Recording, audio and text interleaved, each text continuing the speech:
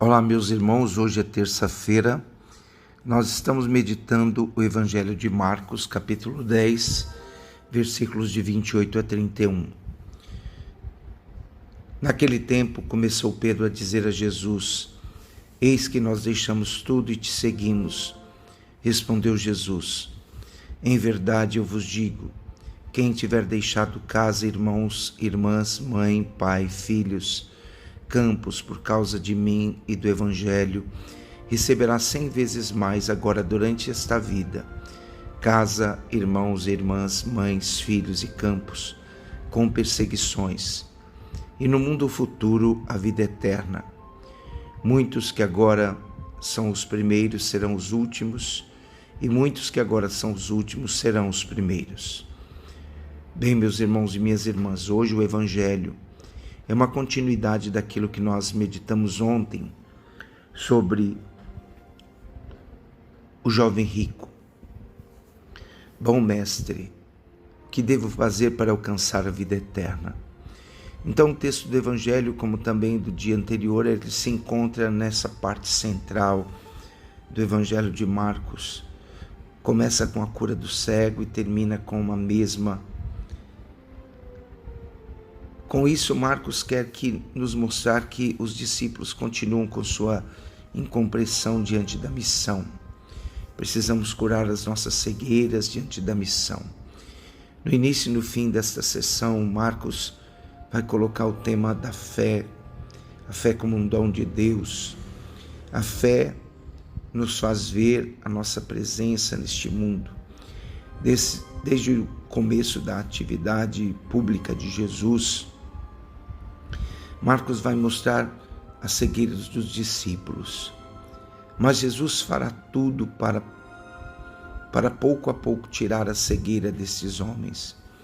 A visão clara que se tem de Jesus não vem de uma só vez, mas aos poucos, com a ajuda de Jesus, nós vamos vendo com mais clareza e com mais nitidez quem é Jesus e o que significa segui-lo. Então a fé também vai fazer com que nós possamos ver o caminho que Jesus trilhou e que nós devemos trilhar. Para mostrar a cegueira dos discípulos, Jesus vai lembrá-los também, de que se faz possível a fé daqueles que acreditam nele. O Evangelho de ontem, o jovem rico recusou o convite de Jesus para que ele vendesse tudo o que tinha para depois dar aos pobres e depois segui-lo. Aquele que tem as palavras da vida eterna, o jovem rico foi embora triste porque tinha muitos bens e não quis partilhá-los, nem com os necessitados. E depois que ele foi embora, Jesus pronunciou esta frase: Meus filhos, como é difícil entrar o rico no reino de Deus. É mais fácil um camelo passar pelo buraco de uma agulha do que um rico entrar no reino de Deus. Os discípulos, claro, ficaram espantados diante da afirmação de Jesus. Para os discípulos, seguir a Jesus significava enriquecer-se de bens materiais. Por isso ficaram assustados com as palavras de Jesus. Então eles perguntam: quem é que pode ser salvo? Ao que Jesus respondeu: aos homens é impossível, mas não para Deus, pois para Deus tudo é possível. Para Jesus, o caminho da vida consiste em enriquecer-se diante de Deus.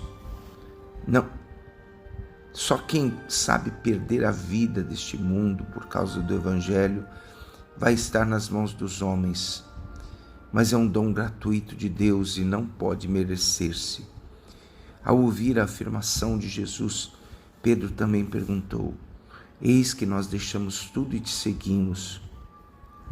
O que é que vamos receber? Pedro abandonou tudo, desapegou-se de tudo para se aderir a Jesus e quer saber de Jesus qual será a recompensa do seguimento. O que é que tem no fundo para nós?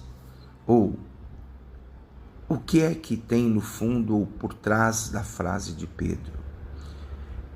Esse seu conceito político, interesseiro do messianismo.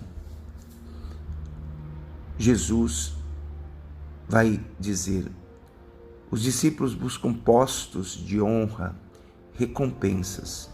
Então Jesus, com sua paciência, continua educando os discípulos e lhes garante: em verdade eu vos digo, quem tiver deixado irmãos e irmãs, mãe, pai, filhos, campos, por causa de mim e do Evangelho, receberá 100 vezes mais agora durante esta vida. Casa, irmãos, irmãs, mães, filhos e campos com perseguições. Essa afirmação de Jesus vale para qualquer pessoa que se adere ao Evangelho. Isso ontem, isso hoje. Jesus assegura que no reino, na nova sociedade, na nova família, não haverá miséria, pois vivem na partilha da solidariedade. Em Mateus podemos entender o sentido dessa afirmação. Quanto a vós, não permitais que vos chamem Rabi, pois um só é o Senhor Mestre, e todos vós sois irmãos. Necessitamos dos bens materiais como meio da nossa vida, pois uma pessoa pode rezar ou meditar durante horas, mas no fim ela precisará sempre de um pedaço de pão e de um copo de água. A vida feliz está na partilha. A partilha é a alma do próprio projeto de Deus. No Evangelho de Marcos, Jesus e seu Espírito vão ajudando os discípulos para que cheguem à maturidade de sua fé. A resposta de Jesus diante das perguntas de Pedro é esperançosa. Em verdade eu vos digo, quem tiver deixado, ganhará muito mais, agora e durante na vida eterna. Tenhamos a esperança no Senhor. Quantos irmãos e irmãs leigos, quantos pastores, quantos médicos, enfermeiros sem fronteiras e os demais pessoas da boa vontade que entregam sua melhor força, o tempo para trabalhar pelo bem dos irmãos. Tenhamos o sentimento de generosidade guardado dentro de nós. Nos preparemos nesse momento que virá, que é a Quaresma, para podermos nos desapegar um pouco mais do que nos prende a esse mundo, para nos ficarmos mais livres para servir a Deus. Abençoe-vos o Deus Todo-Poderoso, Pai, Filho e o Espírito Santo. Amém.